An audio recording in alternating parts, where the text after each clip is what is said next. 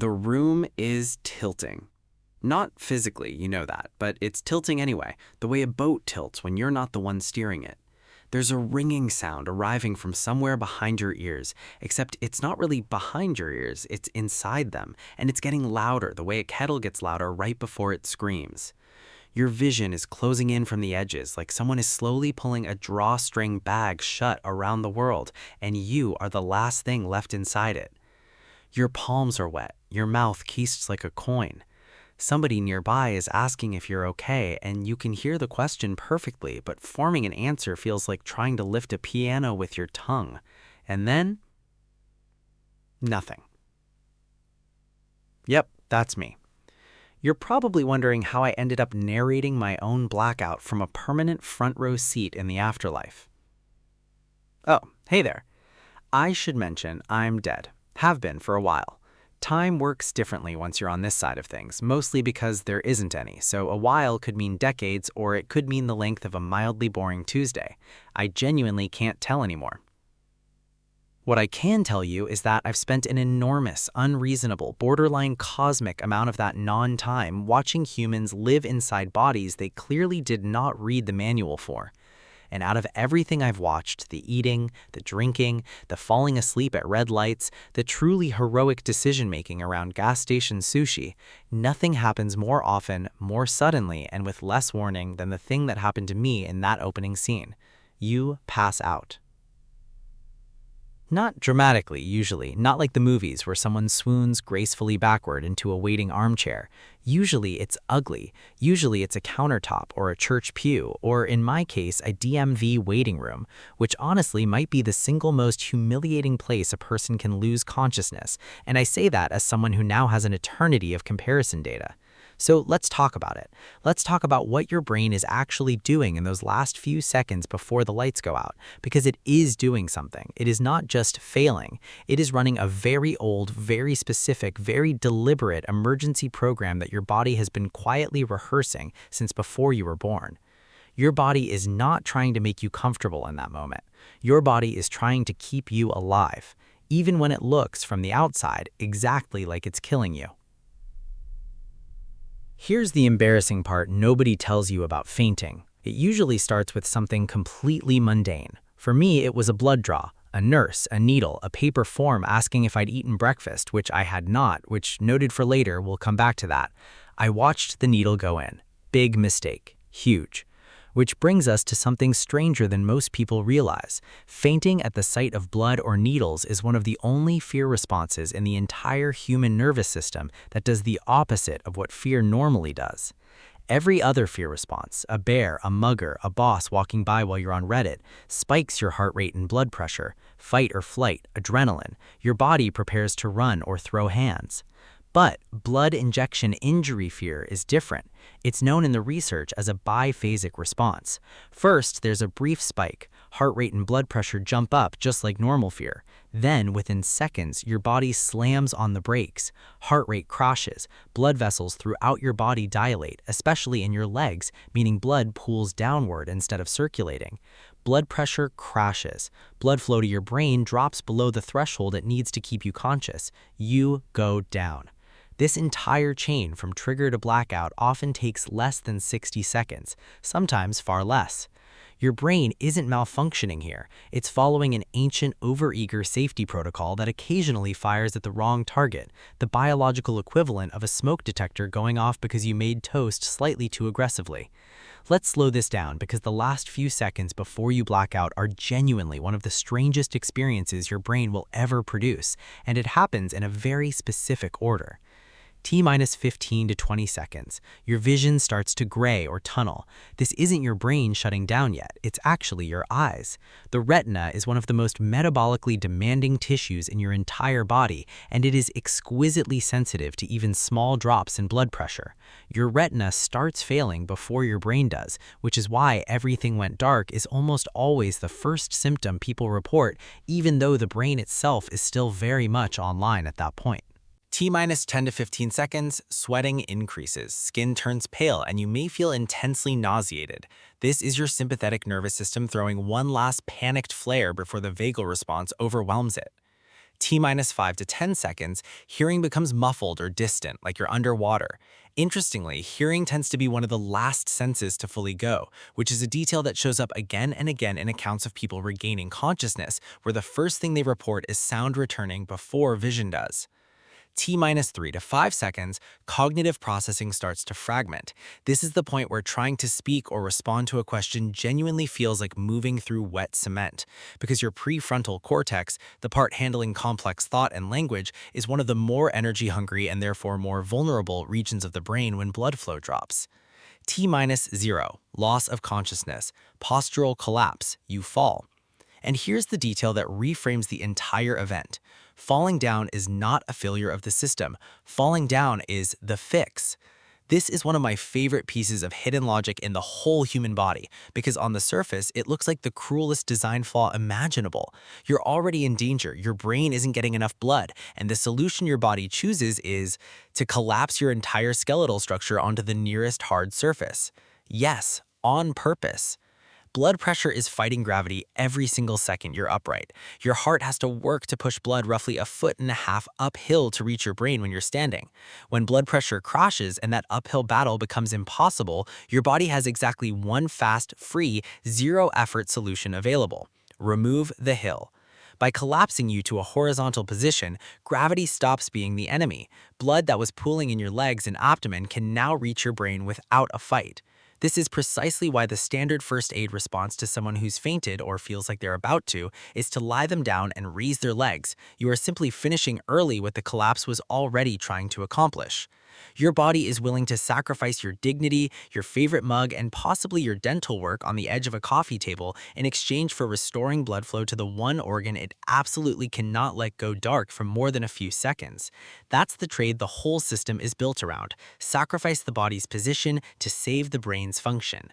Here's where I have to be careful, because this part blends real evidence with genuinely fascinating hypotheses, and I promise to keep those separate. Known, cerebral blood flow that drops below a critical threshold, generally cited as somewhere around a 20 to 30% reduction in blood flow to the brain, sustained for roughly 6 to 8 seconds, is sufficient to cause loss of consciousness in most people. This has been demonstrated in controlled studies using tilt table testing, where researchers monitor blood pressure, heart rate, and brain blood flow as a person is gradually moved from lying down to standing, sometimes triggering a real, monitored, medically supervised faint. Known, EEG recordings during syncope typically show a rapid slowing of brainwave activity moving from normal waking patterns into slower delta wave activity within seconds, a pattern that shares some similarity to the transition into deep anesthesia, though the underlying mechanisms differ. Likely, the tunneling and darkening of vision, along with the sense of sound becoming distant, reflects the brain's sensory processing regions shutting down in a rough order of metabolic priority, with the most energy-hungry systems going first.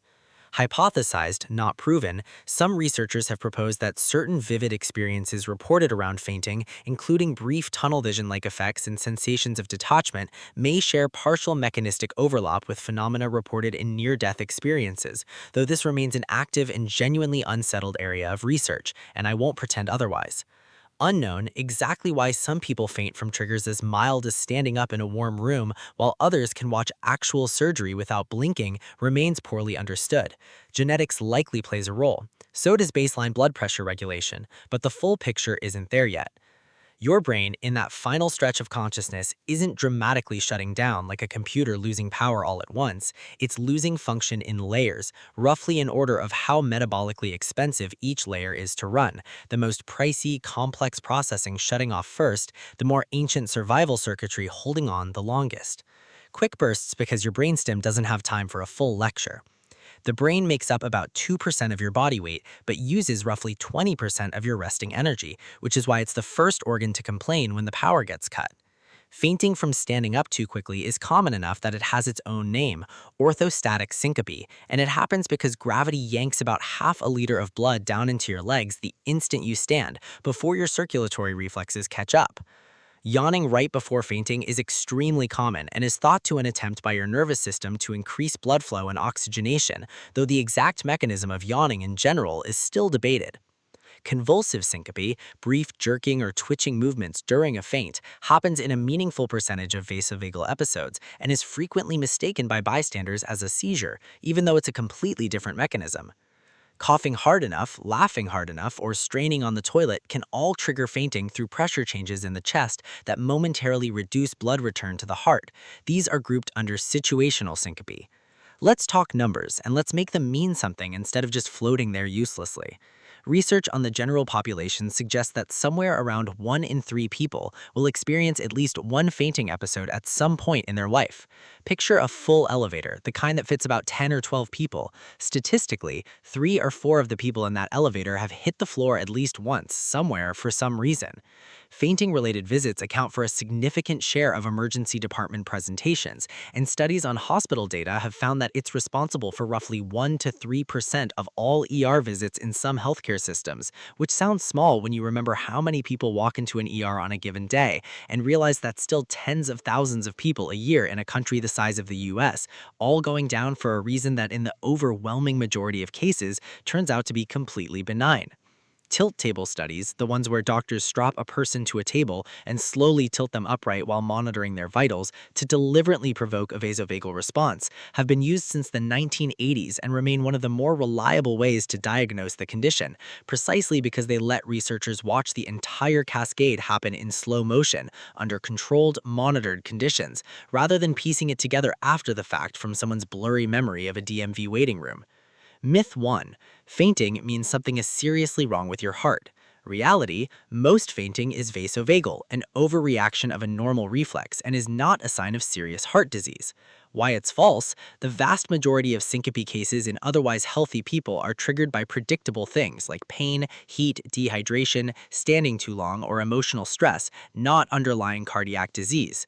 That said, fainting during exercise, fainting with chest pain, or fainting with a family history of sudden cardiac death are patterns that genuinely warrant medical evaluation. The exceptions matter here. Myth 2. If you feel faint, you should stay standing so you don't look weak or make a scene. Reality, sitting or lying down at the first sign of faintness can often stop the episode entirely. Why it's false, getting horizontal restores blood flow to the brain before the full cascade completes. Fighting to stay upright fights against the exact mechanism your body is trying to use to fix itself. Myth 3. Fainting and seizures are basically the same thing. Reality, they involve different mechanisms entirely. One is a blood flow problem, the other is an electrical problem in the brain. Why it's false, syncope is caused by insufficient blood flow to the brain. A seizure is caused by abnormal, excessive electrical activity in brain cells. They can look superficially similar, especially with convulsive syncope, but the underlying biology and the appropriate response are different. Myth 4. Fainting only happens to weak or anxious people. Reality, vasovagal syncope is a normal nervous system reflex that can happen to anyone, including elite athletes, soldiers, and surgeons. Why it's false, the reflex is wired into the autonomic nervous system itself, not personality or toughness.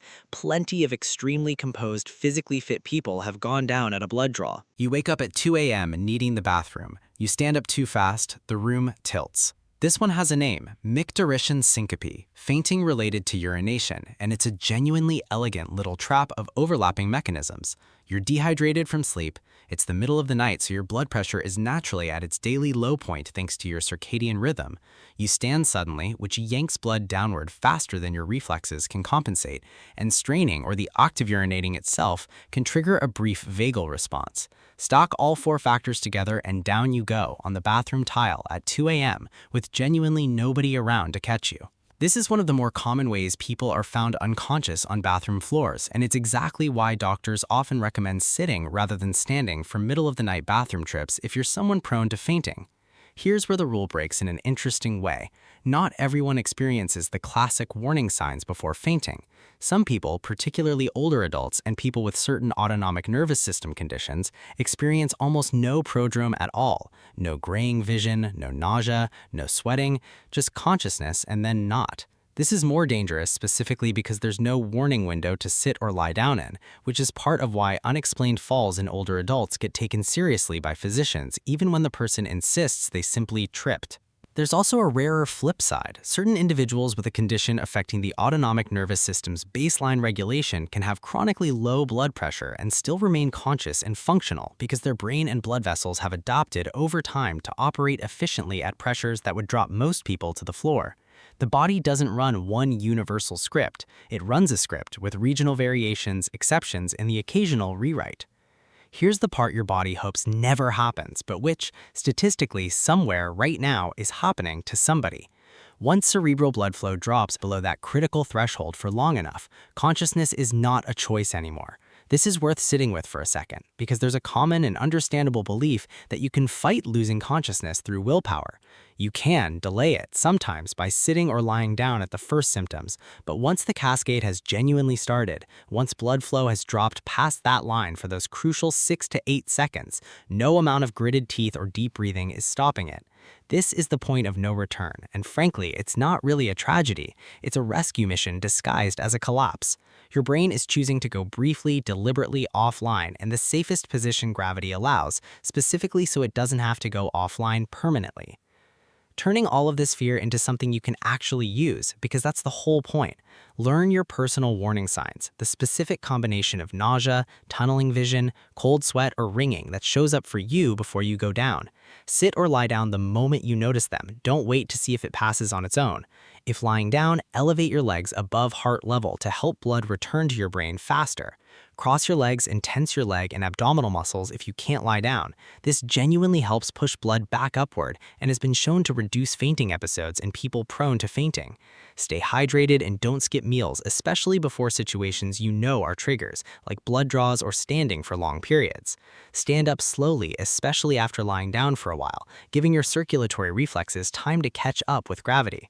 Avoid locking your knees while standing still for long stretches. It reduces the muscle pumping action that normally helps blood return from your legs. If someone near you faints, lay them flat and elevate their legs rather than trying to prop them upright, which is exactly the opposite of what their body is trying to do. Seek medical evaluation if fainting happens during exercise, with chest pain or palpitations, or without any warning signs at all. Don't panic about a single benign episode. Remember that roughly a third of people experience this at some point, and for most, it's a normal reflex doing exactly what it evolved to do. I wish I'd known that the ringing in my ears wasn't a malfunction. It was my sensory systems shutting down in a very specific, very sensible order. I wish I'd known that sitting down the second the room started to tilt would have completely ended the episode before it began, instead of me trying to power through it like some kind of DMV-based endurance athlete. I wish I'd known that fainting isn't your body failing you. It's your body performing a rescue operation using the only tool it has available in that instant, gravity, and a willingness to sacrifice your posture for your consciousness. Mostly, though, I wish I'd understood that this incredibly weird, embarrassing, floor-meeting experience that most of us are quietly ashamed of, the one nobody wants to admit has happened to them at a wedding or a church service or standing in line at the pharmacy, is one of the oldest, most carefully engineered safety features your nervous system has. It's not new, it's not broken, it's ancient. It might, in some distant evolutionary sense, be the reason your bloodline survived long enough to produce you. Your body was never trying to embarrass you on that DMV floor. It was just doing one more time the thing it's done a million times before for a million people before you, and will keep doing for a million more after you're gone, which, speaking from experience, is a genuinely strange thing to watch from here. If you want more videos like this, subscribe.